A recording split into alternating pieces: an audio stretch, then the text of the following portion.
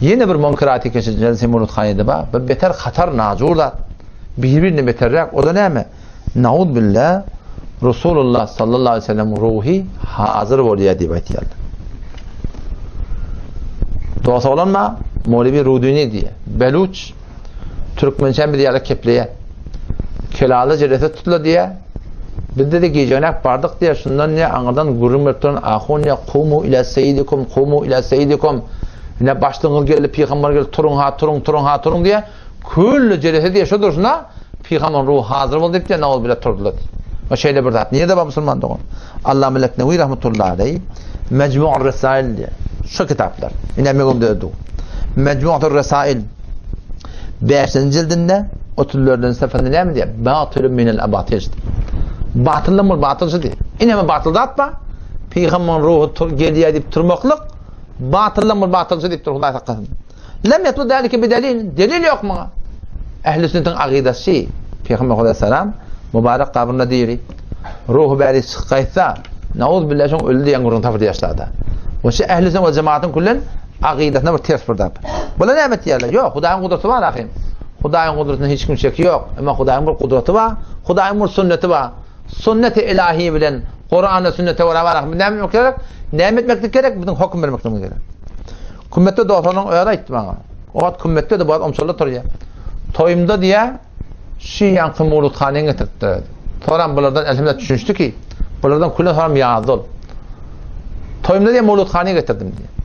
Ahun şeyle bir kıdıp kurum bir ine geldi. Kim geldi? Peygamber ruhu geldi. Ey falancan İnerken peygamberden ruhu inerken toyun ölüptü. İnerken toyun gözde yaptı, hoş oldu. Şeyle bir ayıttı diye beni ağlattı diye takım. Ben ağladım diye. Ya peygamber Huda aleyhisselam men toyun görüptü o deyip. Şecire hurafat Müslüman doğun. Qatı bir yanına. Şu abaylar mı derdi biliyor musun? Abaylar yok biz münaydamak bunu kabul etmiyor. Ay birine boltturum nem, birdat mı nem diye aydardılar. Ama inni serahatan etti onlar. Kim ayıttı yanına biliyor musun? Efe şükür.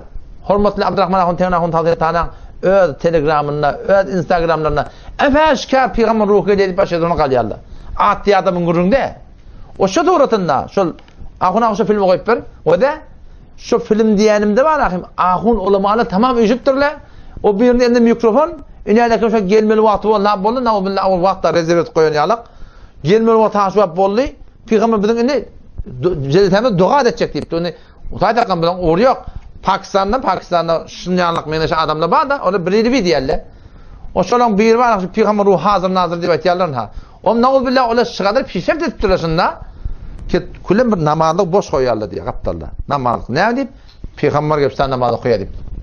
O bir dik düştüren bir doğru imamın izinle çünkü çıkar akınam imamın yeğenine koyuptur diye.